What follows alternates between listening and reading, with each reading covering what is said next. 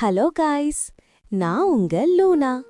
இன்னைக்கு கேட்க போற இந்த கதை உங்க வாழ்க்கையை மாற்ற ஒரு காரணமா இருக்கலாம், இல்லை என்றாலும் ஒரு சின்ன தாக்கத்தை கொடுக்கும்.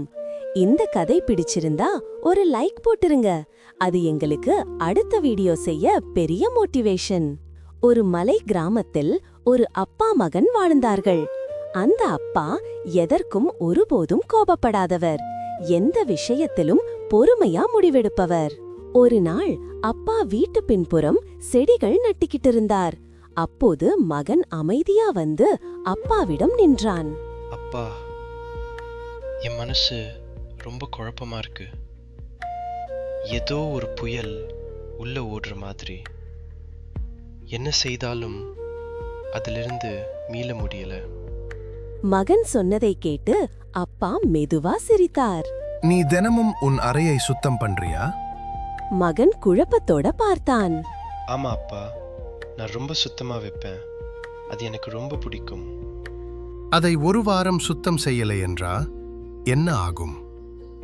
அது தூசிமா குப்பையுமா ஆகி கூடி போயிடும் அப்பா. அப்பா மீண்டும் சிரித்தார். அதுதான் உன் மனசும். குழப்பம், பயம், கவலைங்க எல்லாமே நாள்தோறும் தூசி மாதிரி சேருது. அதை சுத்தப்படுத்தலனா நிம்மதியா வாழ முடியாது. அப்பா, மனசை எப்படி சுத்தம் செய்யலாம்?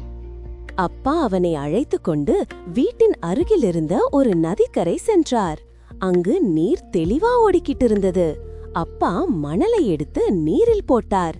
நீர் உடனே மங்கிவிட்டது. இப்ப பாரு, மண் விழுந்த உடனே நீர் மங்கிடுச்சு. இதுதான் மனசு.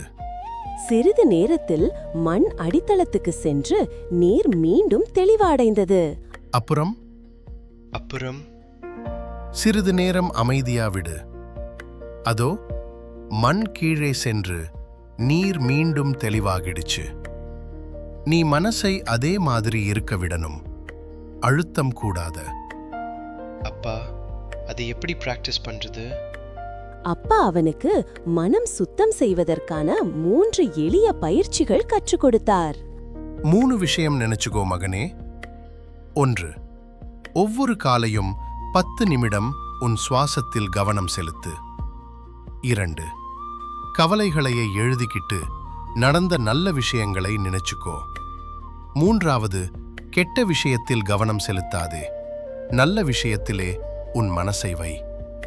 அப்பா, இது உண்மையிலேயே வேலை செய்யுமா? மனம் சுத்தப்படுத்துவது ஒரு நாள் வேலை இல்ல, அது ஒரு பழக்கம். பழகினா வாழ்க்கை இட்செல்ஃப் தெளிவா மாறிடும். அந்த அப்பாவின் அறிவுரை மகனின் மனக்குழப்பத்தை மெல்ல குறைக்க ஆரம்பித்தது. சில வாரங்களில் மகன் நிம்மதியோட மாறி கிடந்தான். மனதை சுத்தப்படுத்துவது ஒரு நாள் செய்தால் முடியும் வேலையில்லை, அது ஒரு பழக்கம். இந்த பழக்கம் அந்த மகனுக்கு வாழ்க்கையே மாற்றியது. உங்களுக்கும் மனக்குழப்பம் இருக்கலாம், இந்த கதை உங்களுக்கு உதவும். இது போன்ற கதைகளை தொடர்ந்து கேட்க லூனா ஸ்டோரிஸை சப்ஸ்கிரைப் செய்யுங்க. ஏதாவது குறைகள் இருந்தா கமெண்ட்ல சொல்லுங்க. இது உங்களுக்கு பயனாக இருந்தா ஒரு லைக் போடுங்க, அதுதான் எங்களுக்கு மிகப்பெரிய ஆதரவு.